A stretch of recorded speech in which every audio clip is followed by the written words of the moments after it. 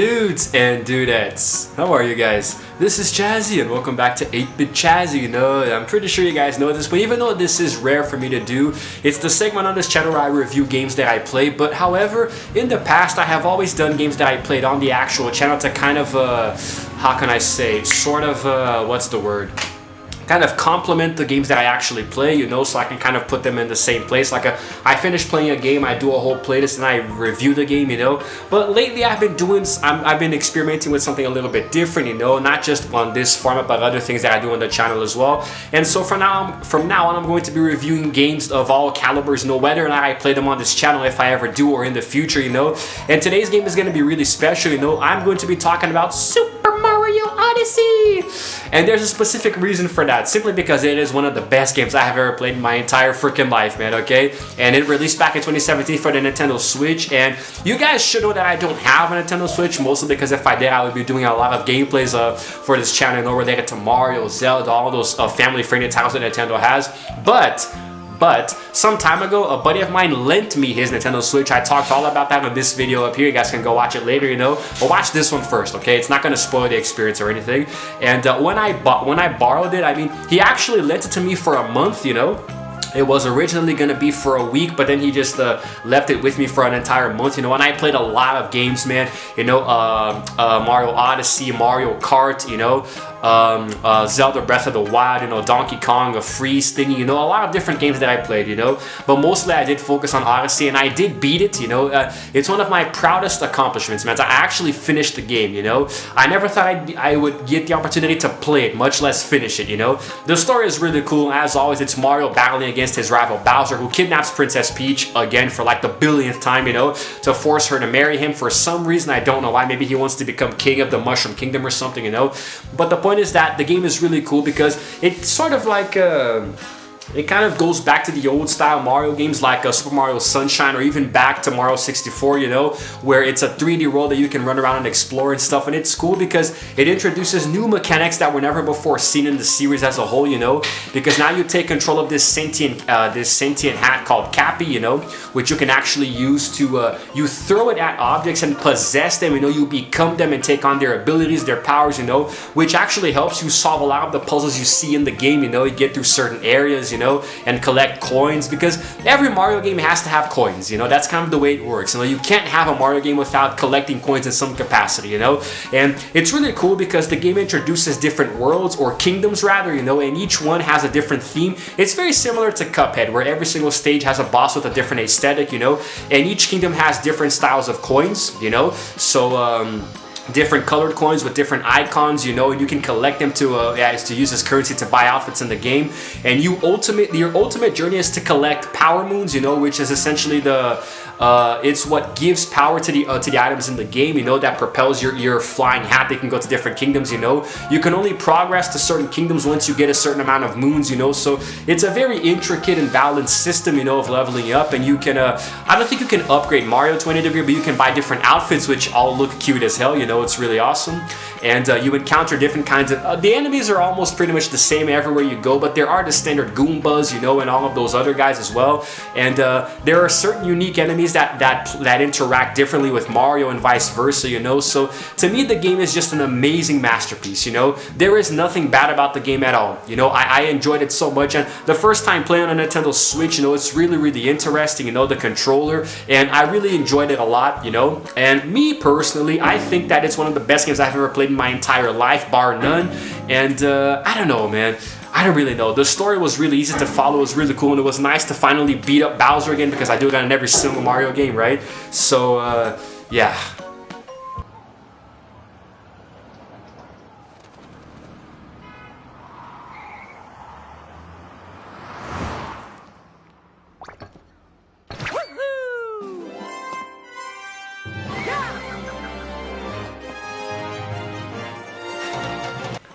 You see, the game was really praised for its inventiveness and originality, you know, because it took a concept never before seen in a Mario game specifically, you know, and it just really expanded on it tenfold, and it was a hell of a lot of fun, you know. It was really, really awesome, and the thing is that it actually, by March of this year, it had sold about 20 million copies, so it's actually one of the best-selling Nintendo Switch games ever, and the fastest-selling Mario game in the entire franchise, you know. It won a bunch of different game awards, and it was nominated multiple times for a Game of the Year, you know. I don't remember if it actually won, but it definitely deserved the recognition that it got, you know. And to me, it's really cool because using the Power Moon, something that we associate as a very strong item in Mario lore, you know, using that as fuel for the Odyssey, which is the name of the ship that you travel, I know, the giant flying hat, was really cool. And the game actually transitions very seamlessly from the regular 3D Mario Sega to the old classic 2D scrolling, you know. There are a few segments where you can do the original the 2D side scroller thing, which is really cool. They kind of mess around. They mix the old with the new, you know. And in my opinion, it's actually really, really great because it kind of mixes, you know, modern with nostalgia. You know, any Mario game you play it's automatically nostalgic just for being Super Mario, you know, because even if you didn't have too much of a big of a childhood with Nintendo, you associate games like Mario and Zelda and Kirby with your childhood in gaming, you know. The first game I ever played in my life was Super Mario World on the Super Nintendo, you know. So like playing any Mario game today, whether it's Mario Kart or Mario Party or Odyssey or Paper Mario, whatever the hell, if there's Mario in the game, I already feel a tinge of nostalgia, you know. And this game to me was just perfect, you know. There's nothing wrong with it. I can't criticize it. Nobody can. There is absolutely nothing wrong with the game, you know. If you played the game and you found something wrong with it, you suck. You know, you shouldn't even be playing games at all if that's the case, you know. But I think that the controls are very, to me they were a little strange because I play a lot of Xbox and I did grow up playing PlayStation, you know. Nintendo was more my childhood, so getting back into it now as an adult, the controls are a little different. They're strange, you know. Everything is inverted, so, you know, jumping and attacking, interacting, everything is a little weird, but I actually picked up on it very quickly, you know. It took me just like half an afternoon to understand how the game works, you know, even though Zelda was a little complicated, but I'm going to be talking about that later. And I think that this was a really nice foray into Mario's next gen journey, you know. Obviously not the only game of Mario in the Nintendo Switch, but to me it was a really good transition, you know, because it does remind you of Super Mario Sunshine. If you played Super Mario 64, that was already a groundbreaking title in Mario lore and video gaming in general, you know. And then Sunshine was the same thing, but on the Nintendo GameCube, so it was really great, you know, kind of harking back to those old days. And it was really nice, you know. I got to play with Yoshi, you know, going around and stuff. There is, if I'm not mistaken, 999 moons in the game, you know. It's really hard to get all of them. I think I finished at around 600 or 700 without using a guide, by the way, because my crush at the time, you know, a gamer herself, you know, she challenged me to get as many moons as I could, you know, without using a guide. Obviously couldn't get all of them, but still, man. Oh, God. If I could play that game again from the start, I definitely would, man. My dream is to be able to record gameplays on YouTube of Mario Odyssey or any Mario game at all, you know. I would do an entire playlist just for you guys because that game is so much freaking fun.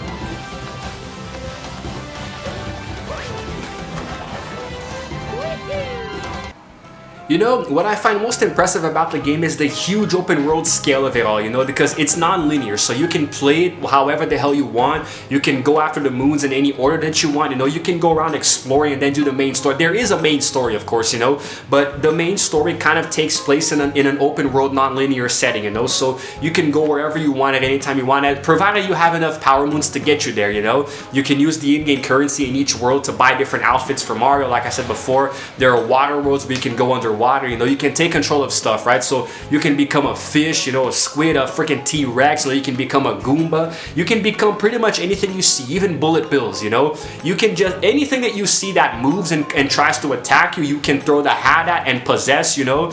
There is a pretty a pretty complicated thing involving that. You know, I think MadPat did a video talking about that, and over on Game Theory, where it's like the hidden. He actually did quite a few videos on Mario Odyssey. I think maybe I'll leave them here sporadically across this video, but this one in particular that I left just now, I think is talking about the secret lore of it. You know, where you're actually possessing things, or either that or it's just how the Power Moon thingy is like a controversy. You know, how it doesn't, because there's a part where you go into a factory where you see a bunch of different Power Moons just sitting there and you can't take them. You know.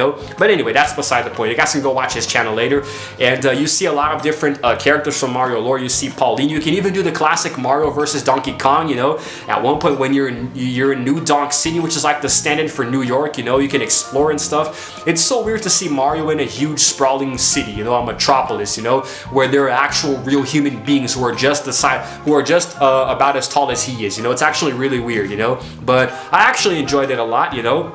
It's a nice different setting from all of the over-the-top fantasy worlds that you normally visit in other Mario games, you know. So it was nice to. It's like Nintendo was attempting to ground Mario in realism, which, as we know, is really hard, even when you put them in the Olympics with Sonic, you know.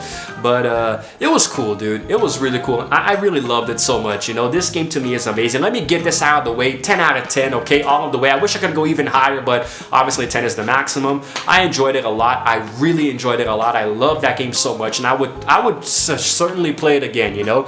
It's one of those games where I can beat multiple times and never get tired of it, you know. Just the intuitiveness of it, you know, the playability and the mechanics, you know, everything is amazing. How you can move the Switch controller to actually control the actions in real life, in the game, you know, in real time. You can swing the joystick, you know, to throw the hat in the game. It's really cool. It's really cool. I really enjoyed playing on the Nintendo Switch, you know, even though you can do it handheld and on the TV. I only played on my TV, obviously, you know, for obvious reasons. You can just plug it into the wall, don't have to charge it later or anything, you know. So yeah, nothing against handheld, but I just kind of prefer to use my TV, you know, if I have it. So it's really freaking awesome. And regarding what else can I say? Different worlds, you know, with different themes. You know, the story was really cool. I finally got to the end and I beat Bowser. Then there were the, I do believe it's called the Dark World levels, the Dark Moon, the Dark Side of the Moon. You know, it was a little daunting. You know, those little bunny rabbits were really freaking annoying sometimes. There was a little bit challenging. You know, Bowser himself was no pushover. You know, he never really is. In every single Mario game where there's Bowser involved, as the boss battle, he gets harder and harder. But it was pretty doable. I really liked it a lot. You know, I really did beat the game completely. You know, I got through the Dark Side of the Moon levels, everything, you know, so there was nothing left except just to go around collecting more coins and moons and stuff, you know. A lot of the moons were really fun. It was fun trying to get some of the moons, you know, but they are also really hard. I think one of the last ones is one that's like in the car really far away that you have to, I don't even know, man, you know, it's just it's freaking hard as hell. But the game has been parodied to death, you know, this final moon thing, you know, but I really enjoyed it. I really like that a lot. I think that's it, guys. I think that's all I can say about the game. A pretty short review, but really even though I love it, you know, eventually I run out of things to say, you know, but this is where you guys come in. I'm really curious to hear about you. Have you played this game? Have you played Mario Odyssey? Have you beaten it, you know? Do you want to play it? Let me know in the comments below what you thought about it, you know, and if you like this review, you know. If you did, go ahead and give this video a like. Give me a thumbs up if you think I deserve it, and also subscribe to my channel if you like this video, because I release videos every single day. And while you're at it, you should go ahead and hit the notification bell to know exactly what time I upload, because I do it completely at random, you know. And in the future, if it's possible, I will try to record gameplays of Mario Odyssey for you guys. Why didn't I do it when I had the Nintendo Switch lent to me? Because it was a pirated console. You know, it wasn't original, so unfortunately it didn't have the screen capture option. I couldn't play online with other people who had Switches, you know, so I literally could only play. Couldn't record any gameplays, or else obviously I would have, you know. But maybe in the future, guys. Maybe in the future. You never know, okay? But that's it for now. Oh boy, what a great game. What a great freaking game, dude. I really wish I could play it again. Just want to reminisce, you know. It's like my sweet nostalgia, man. So cool. The little Goombas, putting Mario wearing a little Mexican outfit, you know, when I went to the Mexico theme level. So freaking cool. Putting him in a snorkel outfit, you know, in a diving when I was doing it in the water, you know, making him wearing his space outfit when I was in the moon levels, you know. Everything was thematic. But of course, my biggest preference was the original classic Mario outfit, because come on, really, it's Mario. But yeah, really fun game, really intuitive, just amazing as hell, breathtaking, and I would definitely play it again, and I hope you guys would as well. So that's it for now, guys, okay? Let me know what you think down in the comment section below, alright? This is Chazzy, signing out for now, and as always, I will see you guys in the next video. Roll the outro screen.